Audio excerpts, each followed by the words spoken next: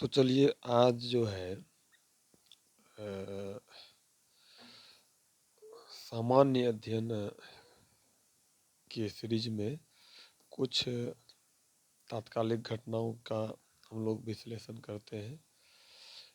इसमें हम लोग वैसे टॉपिक्स को शामिल करते हैं जो परीक्षा के दृष्टि से ज़्यादा उपयोगी हो और हर परीक्षाओं में पूछा जाए, जैसे एसएससी, रेलवे और यूपीएससी, बीपीएससी के सामान्य अध्ययन का जो हमारा तात्कालिक घटनाक्रम पर आधारित है, जिसको हम लोग करेंट अफेयर्स कहते हैं।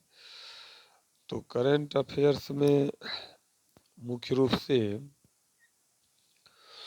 आज जैसे कि दैनिक जागरण की जो अखबार है उसका एक हेडलाइन है, हेडलाइन नहीं कहिए लेकिन एक मुख्य आर्थिक दृष्टिकोण से है कि रबी सीजन में रिकॉर्ड 16 लाख टन मसूर की पैदावार का अनुमान। मतलब कि रबी सीजन में 16 लाख टन मसूर मसूर जो कि एक दलहन है उसकी पैदावार का अनुमान है। तो खबर है कि उपभोक्ता मामलों के सचिव रोहित कुमार सिंह का कहना है कि चालू रबी सीजन, अभी जो रबी सीजन चालू है जिसमें कि जो कि 2023 से 24 के दौरान ज़्यादा बुआई के चलते देश में मसूर का उत्पादन 16 लाख टन के सर्वकालिक उच्च स्तर पर पहुंच सकता है। यानी कि आज तक मसूर की इतनी उपज कभी नहीं हुई होगी जितना कि इस बार उम्मीद है। इसका मुख्य वजह है ज़्यादा बुआई, मतलब इस बार किसानों ने मसूर की ज़्यादा खेती की है। रबी सीजन 2023 22-23 के दौरान, यानी कि इससे पिछले साल की यदि बात करें, देश में 15.5 लाख टन मसूर का उत्पादन हुआ था। इससे पिछले सीजन में हमारे यहाँ यानी कि भारत में 15.5 लाख टन, तो 15.5 लाख हाँ टन मसूर का उत्पादन हुआ था। यानी कि कहिए तो इस साल से बहुत कम था, बहुत कम तो नहीं तब था। भारत दुनिया में दालों का सबसे बड़ा उत्पादक और उपभोक्ता है। तो ये बात एक जानने वाला है कि भारत जो है दुनिया का सबसे बड़ा उत्पादक और उपभोक्ता है। तो ये बात तो पूछा जा सकता है कि दुनिया में दालों का सबसे बड़ा उत्पादक कौन है, तो उत्तर होगा भारत। यदि पूछा जाए भारत दुनिया का सबसे बड़ा उपभोक्ता कौन है दालों का, तो वो भी भारत ही है।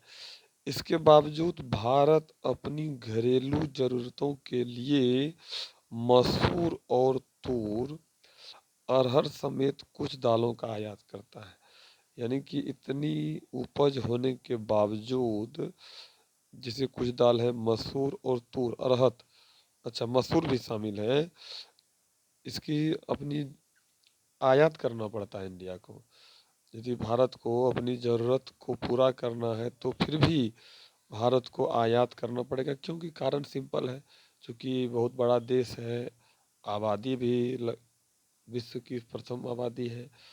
तो इसलिए यानी कि 16 लाख टन का जो यदि उपज भी हो जाए तो कोई बड़ी बात नहीं है। यहाँ की हमारी आवश्यकता के लिए फिर भी दालहन का आयात करना, आयात मतलब खरीदना पड़ेगा।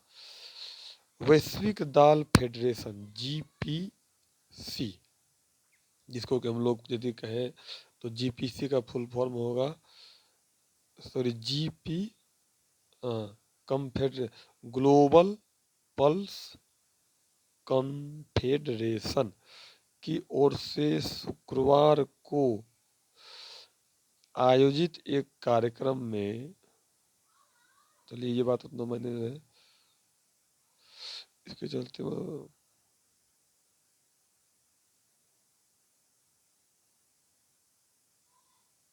हाँ, यदि ये बात अगला लाइन है कि कृषि मंत्रालय के आंकड़ों के अनुसार चालू रबी सीजन में 12 जनवरी तक मसूर का कुल रकबा बढ़कर 19.4 लाख हेक्टेयर हो गया है।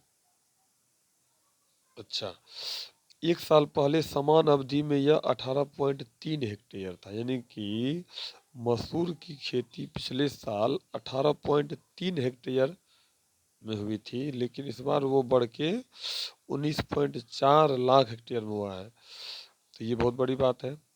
दलहन की खेती जितनी अच्छी हो, क्योंकि दलहन जो है मान लीजिए बहुत सारे पौष्टिक तत्वों से भरपूर होता है, तो इसलिए दलहन की खेती अधिक से अधिक होनी ही चाहिए। अ, और यदि हमारे देश में यहाँ लिखा हुआ है कि सालाना औसतन 2.6 से 2.7 करोड़ टन दालों का उत्पादन होता है। भारत में सालाना 2.6 से 2.7 करोड़ टन दालों का उत्पादन होता है। ये तो बहुत बड़ी बात हुई।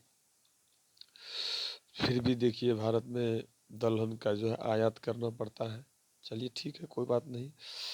तो यदि सभी दालों को मिला करके देखें तो भारत में 2.6 से 2.7 करोड़ के बीच में दलहन का उत्पादन होता है, जिसमें इस वर्ष मसूर दाल का जो है 16 लाख टन पैदावार होने की संभावना है। अगली जो एक बहुत ही महत्वपूर्ण खबर है कि लाल सागर में लंबे व्यवधान से सप्लाई चेन में सप्लाई चेन पर असर संभव है। अब देखिए ये क्या कहता है कि सरकार का मानना है कि लाल सागर में लंबे समय तक व्यवधान जारी रहता है, तो इससे हमारी सप्लाई चेन प्रभावित हो सकती है। अब देखिए क्या हुआ है, लाल सागर में हाउती विद्रोहियों की वजह से व्यापार रूट प्रभावित है। अच्छा, हालांकि फिलहाल इसका भारत के व्यापार पर खास असर नहीं हुआ है। वाणिज्य व उद्योग मंत्री पीयूष गोयल ने शनिवार को बताया कि अभी तक लाल सागर में व्यवधान का हमारे व्यापार पर इतना असर नहीं हुआ है और हम इस पर लगातार चर्चा कर रहे हैं।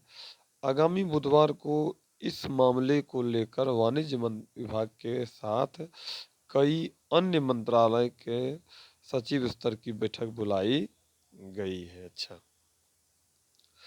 अब देखिए यहाँ पे कहता है कि